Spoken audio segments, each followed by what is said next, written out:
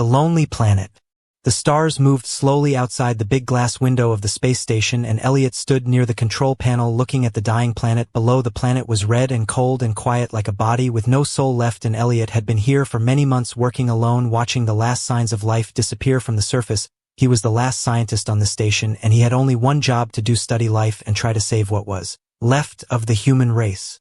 Every day was the same. He woke up, checked the oxygen levels, looked through old files, and tried to build a new kind of DNA, one that could survive on dead planets. His hands worked, but his mind felt tired. His heart had stopped feeling years ago when he lost his family in the collapse of Earth's main colonies. Now only silence lived with him and the soft hum of machines. But this night was different. A soft alarm rang from the outer chamber. It was a motion signal. Something had landed on the platform outside. Elliot looked at the screen and saw a small glowing object, not a ship, not a rock, something alive. He grabbed his scanner and walked to the main gate, opening the thick door slowly. Outside, the cold hit him like a wave, and in the center of the platform was a silver pod. It was smooth, round, and slightly open, steam rising from it like breath. He moved closer, and his scanner beeped fast. This thing was organic. He touched the side, and the top opened fully, revealing a shape inside, a humanoid figure, shaking, cold, thin, and scared. Her skin was pale with a silver tint, her eyes large and glowing blue, and she looked at him with fear and hope at the same time. Elliot froze. This was no human, but she was close to one. She looked weak, like she had traveled very far. She reached out her hand, and her voice was soft like music, but full of pain. "Please don't throw me out. I'll bear your offspring. Just let me stay, please. I have nowhere else to go." Elliot stepped back, shocked by her words. She was crying now, her tears not water, but a soft, glowing liquid that sparkled in the dim light. He looked around, checked his radar. No one else was here, only her. "Who are you?" he asked, "and why did you come here?" She held her stomach and whispered again, her voice shaking. "My name is Sira. I am the last of my kind. We were hunted, broken, used. I escaped. I came to you because you are the last pure human. Your DNA can save us. I can give life again, but only if you let me stay." Elliot stared at her, the wind blowing across the platform, her body weak, her eyes still locked on his. She was not lying. He could feel that her fear was real, her pain was real, but her words made no sense. Why him? Why here? What did she mean by offspring? He helped her stand and guided her inside the lab. She walked slowly, holding his arm like a child lost in a storm. He brought her to the scanner table and started running tests. Her blood was not like anything he had seen, but also not far from human. Her cells were changing, adapting fast, like they were built to survive anything. He watched the screen, confused, amazed, afraid. He had waited so long for something to matter again, and now the stranger was asking him for shelter, for life, for something more. She looked at him from the table, her voice soft again. "I know I sound strange, I know I don't belong, but if you help me, I can help you, I can help your kind. I don't want to die, not like the others." Elliot stood silent. The screen behind her showed the DNA strands mixing slowly, one line human, one line alien, dancing together like light and shadow. He felt a cold fear inside, but also something else, something warm, something that had not moved in him for years. Outside, the stars kept moving and the dying planet kept turning, but inside the lonely station something had changed forever. He looked into her eyes one more time and asked the only question he could think of. "Why me?" And she answered, "Because you are still human." The lights in the lab were dim as Elliot sat in silence, watching Sira sleep. Her body was covered with a thermal blanket, her silver skin glowing faintly under the blue lab light. Her breathing was slow, her face calm, but her hands were tight, like she was holding onto a nightmare, even in rest. Elliot's eyes moved to the screen where her test results blinked in slow waves. Her DNA was not stable, but not falling apart either. It was shifting, adapting, rebuilding, like something was waiting inside her, like her body knew she had to change to survive. He had never seen anything like it, not in humans, not in hybrids, not in books or reports. This was new, this was alive. He stood slowly and walked to her side, her eyes open, not suddenly but softly, like she knew he was near, and she looked at him with a tired kind of hope, the kind that breaks your heart just by being real. She whispered, "Thank you for not leaving me out there, thank you for listening." Elliot didn't speak right away. His mind was full of questions, but his voice was stuck somewhere between doubt and wonder. "I need answers," he finally said. "Why do you keep talking about offspring? Why do you say my DNA is pure? What do you want from me?" Sira sat up slowly, her body still weak, her back against the cold wall. She looked at the screen, then at him. "We were made, not born," she said, her voice soft but strong. "Our creators used the best parts of many species, but they forgot something. They forgot the soul. We learned we could feel, but we could not grow. No child, no future, only survival. So I ran and searched for the last race that still creates life through love, not force, not code, not design, but real connection. Your kind is dying, but your gift is not. You can give life, not just continue it." Elliot stepped back, as if her words pushed him like a wave. "What you are saying is not possible," he said. "I am just one man, one body, one mind. I cannot save a race." You are more than one, she said. You carry the memory of millions. Your body holds what my kind needs, not just blood but choice, will emotion. You can say no or yes, and that is power. He stared at her, trying to read her face, but there was no lie, no trick, just a tired truth wrapped in sorrow.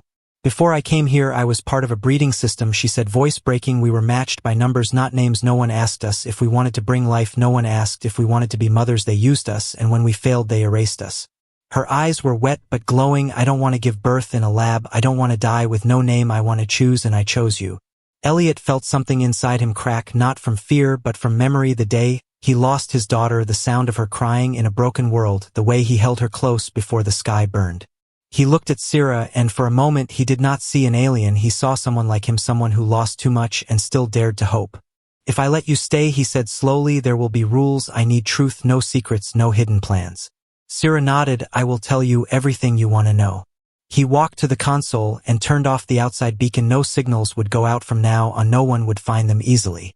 As he did that, a small light blinked red on the side panel, and he stopped. It was a tracker signal, weak but present, embedded deep inside her shoulder, something she didn't even know about.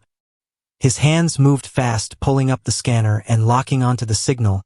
He looked at her, eyes hard and sharp. Are you alone? He asked, voice heavy. She looked confused. Alone? Yes, I escaped alone. He pointed to the screen. Then what is this? Her face changed. She touched her shoulder, as if feeling it for the first time. Then her voice fell low. I didn't know. I swear I didn't know. Elliot moved back, his mind racing. If someone placed a tracker inside her, then they were already coming, and this was not just about protection now, this was war. He looked at Sira and saw the fear return in her eyes, not fear of death, but fear of being taken again. The silence between them grew heavy. Then Elliot spoke, and his voice was no longer cold. You stay. But you tell me everything. And together we stop whoever is coming. Sira nodded, her lips trembling. And she said the words like a promise, like a prayer. Then I stay. The sound was soft at first, like a whisper through wires, like air moving inside a dead machine, but Elliot heard it clearly as he stood near the lab console, and his fingers froze above the keys because that sound was not normal, not from the station and not from anything that belonged to him. Sira looked up from the scanner, bet her eyes wide, already sensing the shift in the air. She touched her arm near the place where the tracker had been, and her voice broke into panic. They found me. Elliot moved fast. He shut down the lights, switched to emergency power, and pulled up the external radar. The signal was clear. A ship was approaching, silent, dark, fast, not broadcasting anything, and not asking permission. It was coming straight for them like a predator that already knew where its prey was hiding. He turned to Sira. We don't have time. Who are they? Tell me now. Her hands shook. They are collectors, part of a system that takes hybrids like me and sells them to human colonies and alien labs. They believe we are property, and if they found me here, they won't leave without taking me or destroying this place. Elliot grabbed a metal device from the wall, a plasma cutter now modified as a weapon. He had never used it before, he never needed to, but now his station was no longer his. It was a trap, and he was standing in it with someone hunted.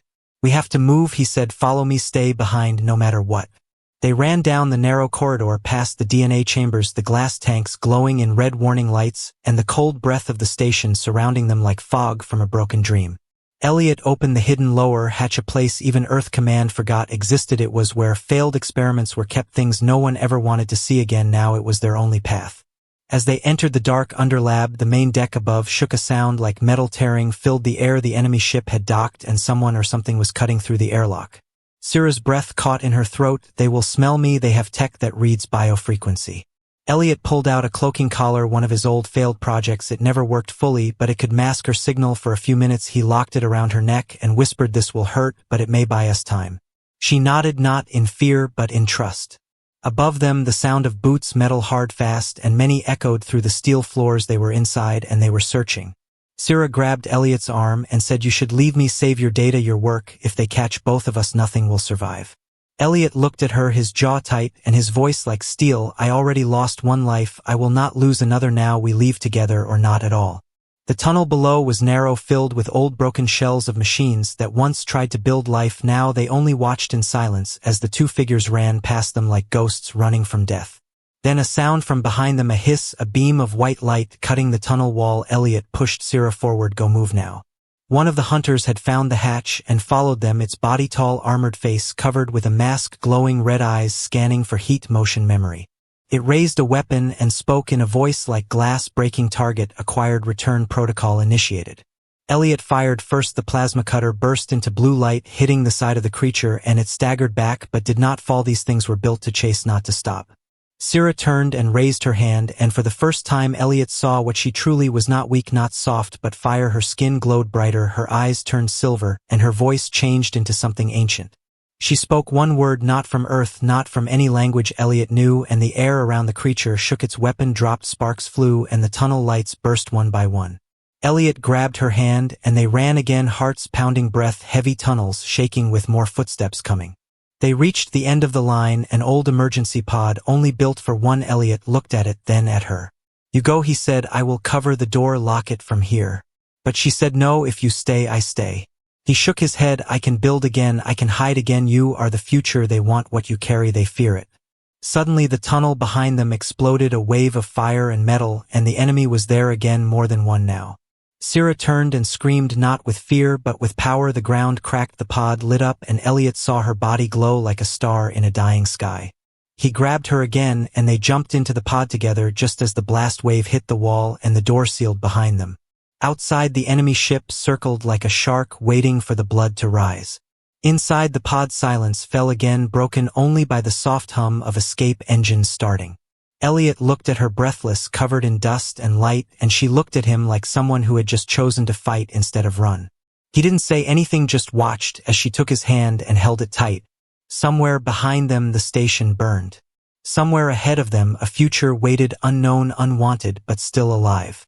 The pod landed hard on the frozen surface of an unknown moon, and silence followed like a blanket thrown over a scream. Elliot woke, first his shoulder aching, his breath fogging the cracked glass of the pod window. Outside was only white snow and sharp wind, and a broken sky with two moons spinning like tired eyes.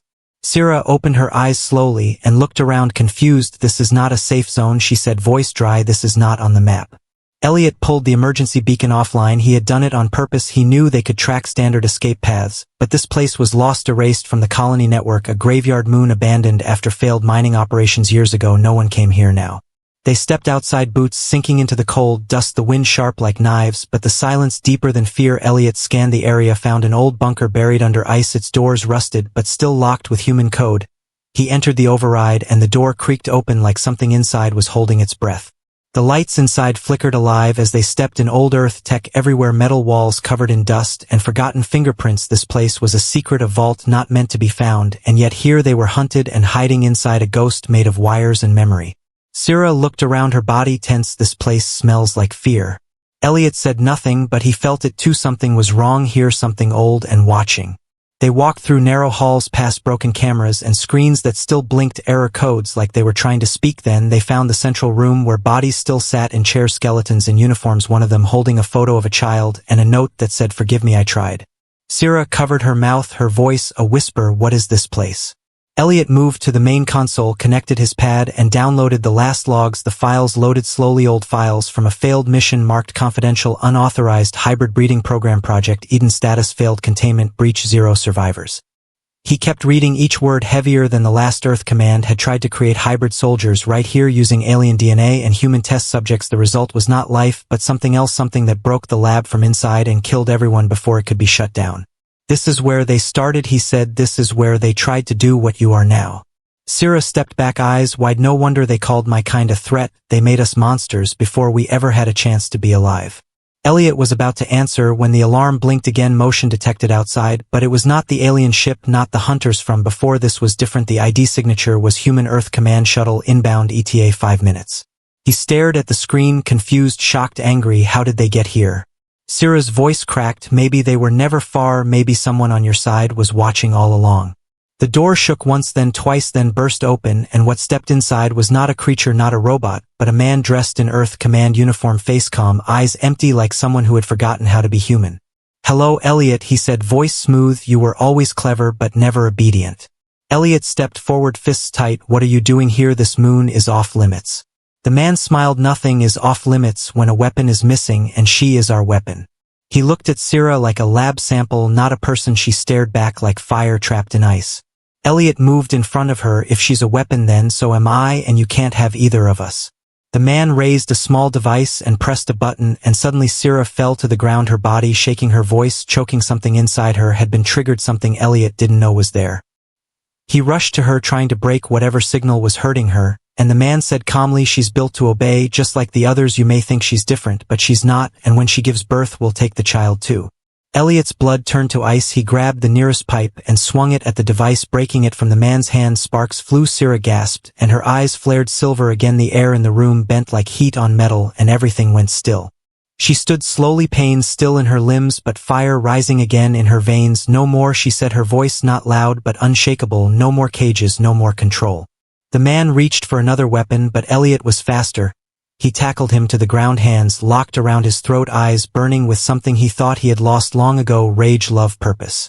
Sira stepped forward, and the console lights turned blue, her energy touching the system, unlocking something hidden. A vault opened, and inside was a file marked Project Child, the last piece of the failed experiment, and the only one that still lived. Elliot looked at the screen, then at her. You are not a weapon, you are a key. And Sira whispered, then let's unlock everything. The bunker was quiet again after the fight, but it was not peace, it was the silence that comes before a storm. The man from Earth Command lay unconscious in the corner. His face bruised, his badge cracked, his weapon gone. Elliot stood near the console, his hands shaking as he read the files that should never have existed. Sira sat on the cold floor, her back against the wall, her breath slow, her eyes staring at the old photo that fell from the dead man's coat. It showed a young girl with silver eyes just like hers, and beside her was the same man but younger and smiling. Elliot turned to her, voice low. This wasn't a rescue, this was a recall. They built you, they sent you out, and they tracked you back. This whole thing was planned. Sira didn't answer right away. Her fingers ran over the broken collar at her neck, and she spoke slowly, voice hollow. I didn't know, not at first. I was born in a facility, raised in a white room, taught to smile, taught to obey, but something in me broke free, and when I ran I thought I had escaped, but maybe I was just following the path they wanted me to. Elliot clenched his jaw. The console screen behind him showed DNA charts that twisted and changed on their own, files marked classified hybrid embryo stage 8, subject status unknown, then a match warning flashing, subject located, crosscheck active, human genome match 100%. He stepped back, eyes wide. This is not about you, this is about the child, the one you're carrying. It's not just hybrid, it's perfect. Sira nodded, and her voice dropped lower. I was not meant to survive, I was only meant to carry the next stage, a child that can think like humans, move like aliens, heal like machines, and feel like nothing ever made before. They want to erase the past and write a new future in its name. Elliot looked at her, the fear rising not of her, but of what others would do to her, of what Earth Command would do to something they could not control. Then why come to me, he asked, why not hide forever? Because she said, you are not a creator, you are a choice, and I wanted to give this life a choice, to be born with care, not command, to grow with hands, not wires. Her eyes shimmered, and Elliot saw the truth, not in the files, but in her voice. She had never been a threat, she had always been a bridge between what was and what could be. Behind them the man groaned, waking up, blood at his lip. He laughed weakly. You think you can hide that child? You think Earth will let something so powerful live on its own? We built gods once, and they burned us, this one will too. Sira walked to him, her steps slow, her face unreadable. Then she knelt beside him and whispered, maybe the fire came from your fear, not our hearts. Then she touched his head gently, and he went still, not dead, not harmed, just still, like sleep pulled from pain. Elliot watched her and felt something shift in him, not just sympathy, not just awe, it was faith, something he had not felt since Earth fell, something he thought science could never restore. He turned back to the console and typed one word into the command field, release, and the locked doors deep within the bunker opened behind them. Inside was a small chamber glowing with blue light and a tank filled with liquid, and inside it was a second being, almost human, almost not, a failed hybrid from the past, still alive, still waiting. Sira touched the glass, and the being opened its eyes and whispered, mother, even though it had never seen her before. She stepped back, breath caught, and Elliot placed a hand on her shoulder. Your child is not the first, but it might be the last hope. Suddenly the screen blinked red again, another signal inbound, not from Earth, not from the hunters. This one was unknown frequency, unknown language, but heading straight toward the moon. Sira looked at Elliot and said, they're coming, more than one, not here to kill, not here to rescue, they're coming to choose. They heard the signal, we unlocked the gate. Elliot felt his heart beat harder, and he realized they had done something no lab ever had. They had created not just life, but a future that others could feel from light years away. He looked at her and said, then we prepare, not for war, not for fear, but for the world that wants to begin again. And she answered softly with her hand on her stomach, then we begin. The new signal grew louder each minute, pulsing through the walls of the old bunker like a second heartbeat, and Elliot stood near the console watching the codes flicker, strange characters, old Earth tones mixed with something unregistered, something alive. Sira sat quietly near the energy core, her hands on her stomach, her mind searching through the noise, trying to feel if the signal was calling to her or hunting her, and in that silence they both heard a new sound, not from the system, not from the ship, from a voice on the speaker. "Elliot, is that really you?" The voice cracked and echoed, but it was familiar, too deep, like old times, like war camps and long silences between missions. Elliot froze, hands still, eyes wide. That voice belonged to Commander Riven, once his brother in arms, once his only friend from the Black Sky missions, the man who saved him when Earth burned and who disappeared 5 years ago with no goodbye. Elliot pressed the comm, open, his voice guarded. "Riven, how did you find me?" A laugh came, soft, broken. "I never lost you, old friend. I was always watching. We were all watching. You were never alone." Sira stood slowly, her body stiff, her eyes on Elliot, who looked like someone had opened an old scar and poured fire into it. The door to the bunker unlocked and opened, slow wind rushing in, and Riven stepped inside. No armor, no weapon, just the same cold eyes and half smile, like nothing ever changed. Elliot walked forward, fists clenched. "Why now? Why here?" Riven raised his hands, calm. "I told you once before, if something ever threatened the balance, I'd come back, and now I see it. You crossed the line, Elliot. You didn't just break protocol, you fell in love with a design." Sira stepped beside Elliot, her face calm but sharp, and said, "I am not a design. I chose him, and he chose me. Your fear doesn't make us wrong." Riven looked at her like a puzzle half solved, then back at Elliot and said, "The child inside her is not natural. It is not safe. It is not yours." Elliot felt his hands shaking, not from fear but rage, the same rage he buried after the war, the same rage that came when Earth Command chose control over compassion.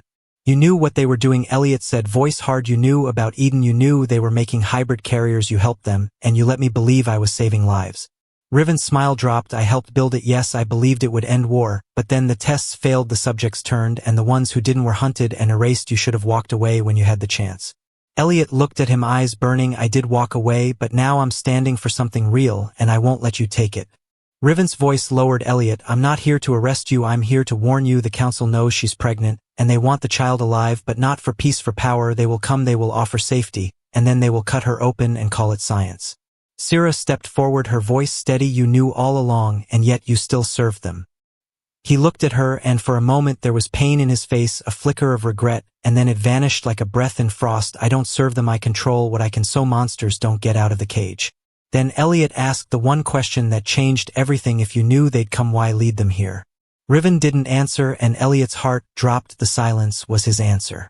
"You brought them here. You turned on your own." Riven sighed. "It's not betrayal if it's for survival." But Sira said, quiet, "And sure it is if it kills the last chance for something better." Suddenly the outside scanner lit up, red ships approaching fast, Earth Command, an unknown signature merging into one they had already landed. Elliot turned to Sira. "The exit routes are locked. We move through the old mining tunnels." She nodded, and together they turned from Riven, who didn't try to stop them, who only watched like a man who gave up too long ago. As they entered the tunnel, Elliot whispered, "I trusted him once." And Sira replied, "I know, and that's why it hurts." The tunnel closed behind them, dark and tight, but ahead was light, faint and cold and calling. They ran not just to escape, but to protect something more than data, more than life. They were running for truth and for the child that would carry it. The tunnel opened into a wide crater once carved by machines, now filled with frozen silence and broken metal. The wind screamed across the jagged rocks like a warning from the sky itself, and Elliot stood at the edge, holding Sira close as the light of the Earth Command ships grew stronger behind them. Sira's steps were slow now, each breath heavier, the child inside her moving more than ever, as if it too could feel the world closing in. Above them shadows passed across the twin moons, and landing gear struck the ground like thunder and steel. The sky lit red with engines and orders and the voices of men who never asked what they were really fighting for. Elliot turned, scanning the broken horizon, his hand gripping the old flare beacon in his pack, the one tool Earth Command could never trace because it came from before the wars, before the silence, before the lies. Sira looked at him, her eyes calm, no fear, just the kind of stillness that comes before something sacred is born. She said, "If they come and you must choose, I want you to choose the child, not me."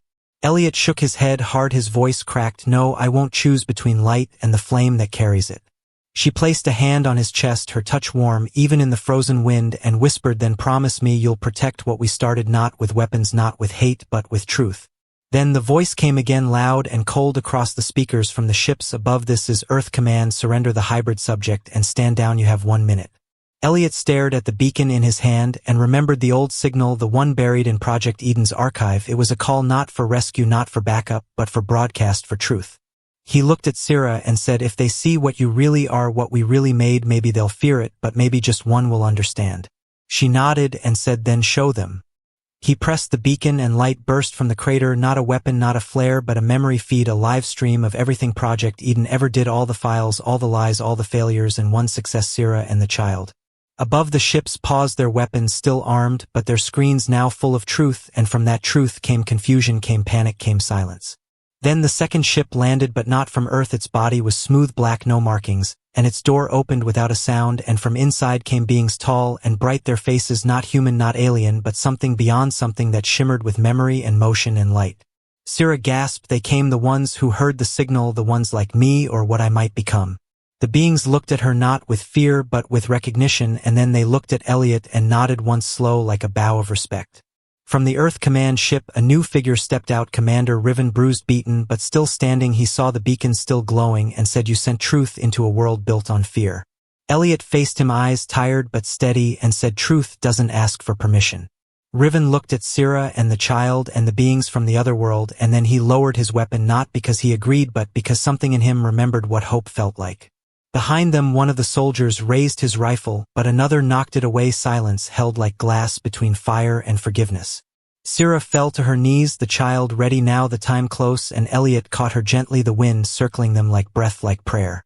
She said, "It's time, stay with me." He held her close and said, "Always." The beings moved forward, forming a circle, light rising from their hands, forming a shield of warmth and silence and memory, and as the child was born the earth itself seemed to pause. No cry came from the child, only light, a soft glowing light from its eyes, from its skin, from its breath, and in that light the war lost its shape. The soldiers lowered their heads, the sky cleared, the ships dimmed. Sierra smiled, weak and beautiful, and said, "We didn't run, we rose." Then she closed her eyes and rested, not gone, just quiet. Elliot held the child, his hands shaking not from fear, but from the weight of what now lived in his arms. He looked at the beings who only watched and the soldiers who only waited and the sky that finally had no sound of war. He whispered to the child, "You are the first, not just of us or them, but of something we never knew we needed." The child opened its eyes and the stars blinked as if they knew a new story had begun.